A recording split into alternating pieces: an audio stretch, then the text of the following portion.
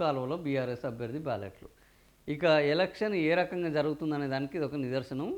డైరెక్ట్గా election commission గత జూబ్లీహిల్స్ ఎన్నికల్లోనూ అనేకమైన ఏంది మనకు కంప్లైంట్లు ఇస్తే వాటిని ఏం పట్టించుకోలేదు.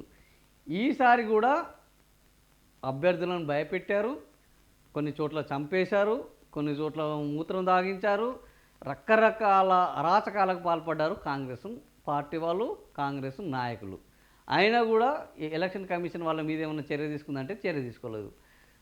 అది చర్య తీసుకోకపోగా నిన్న మురుగు కాలువలో పడేసిన అభ్యర్థి కత్తెర గుర్తుకు ఓటు వేసిన బ్యాలెట్ పేపర్లు అధికారులతో మాట్లాడుతున్న మాజీ మంత్రి. సో ఇక్కడ మనం చూడవచ్చు, ఇక్కడ కత్తెర గుర్తు, ఇదొక గుర్తు, బ్యాట్ గుర్తు, రింగు గుర్తు, 4 గుర్తులు ఉన్నాయి. మొదటి విడత పంచాయతీ ఎన్నికల్లో బీఆర్ఎస్ బలపరిచిన అభ్యర్థికి ఓటు వేసిన బ్యాలెట్ పేపర్లు శుక్రవారం మురుగు కాలువలో దర్శనం ఇచ్చాయి. ఈ ఘటన నల్గొండ జిల్లా చిన్నకాపర్తిలో చోటు చేసుకుంది. చిన్నకాపర్తి పంచాయతీ ఎన్నికల్లో మొదటి నుంచి బీఆర్ఎస్ అభ్యర్థి రుద్రారం భిక్షపతి గెలుపు ఏకపక్షమైన ప్రచారం జరిగింది.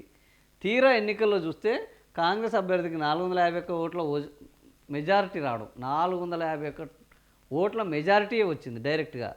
శుక్రవారం మురుగు కాలువలో బీఆర్ఎస్ అభ్యర్థికి ఓటు వేసిన బ్యాలెట్ పేపర్లు దర్శనం ఇచ్చాయట. దీంతో అలజడి చెలరేగింది. సో బ్యాలెట్ పేపర్లను బయటకు తీసి చూడగా అన్ని బీఆర్ఎస్ అభ్యర్థికి ఓటు వేసినవి ఉన్నాయట ఇలా మొత్తం.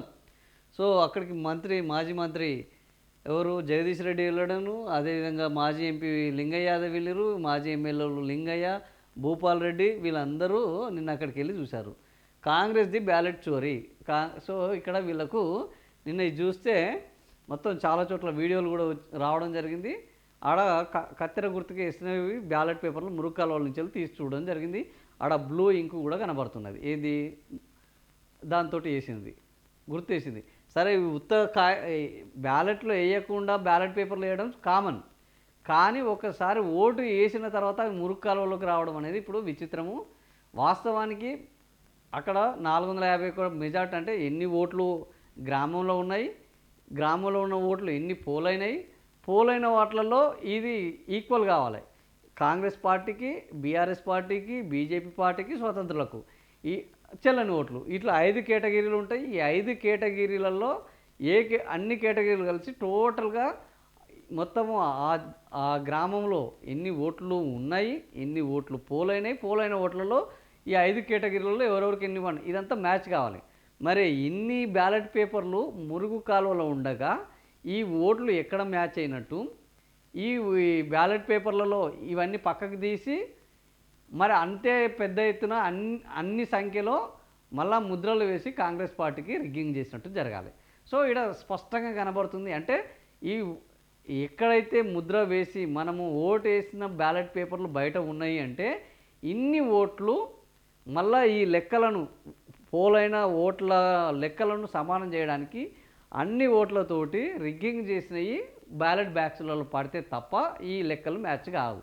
ఈ లెక్కలు మ్యాచ్ అయ్యి ఫలితాలు వచ్చినాయంటే అన్ని ఓట్లు రిగ్గింగ్ జరిగి బ్యాలెట్ బాక్స్లో పడ్డాయి. ఎందుకు అంటే ఇవి బయట ఉన్నాయి. సో ఈ రకంగా ఇది చాలా స్పష్టంగా ఇంట్లో కుండ బద్దలు కొట్టినట్టు, చాలా కళ్ళకు కనబడ్డట్టు. ఒకవేళ 50 ఓట్లు ఈ కత్తెర గుర్తి బయటపడ్డాయంటే 50 ఓట్లు తీసి మళ్ళా బ్యాలెట్ బ్యాక్స్లో వేస్తేనే పోలైన ఓట్లకు ఆ తర్వాత అభ్యర్థులకు వచ్చిన ఓట్లకు మ్యాచ్ అవుతాయి. సో ఇప్పుడు బయటికి ఎన్నైతే ఓట్లు వచ్చినాయో కత్తెర గుర్తి అన్ని ఓట్లు కాంగ్రెస్ అభ్యర్థికి ఏకపక్షంగా రిగ్గింగ్ ద్వారా పడ్డాయనేది అది కళ్ళ కట్టినట్టు కనబడుతుంది. మరి దీని మీద ఎలక్షన్ కమిషన్ చర్యలు తీసుకుంటుందా, మళ్ళా ఎన్నికలు నిర్వహిస్తుందా? ఎందుకంటే వీళ్ళు ఊకునే బ్యాచ్ కాదు, ఎట్లాగో వీళ్ళు కోర్టులకు పోతారు. సో కోర్టులకు పోయిన తర్వాత అంటే ఎలక్షన్ కమిషన్ కూడా సుమోటోగా తీసుకునే పరిస్థితి లేదు.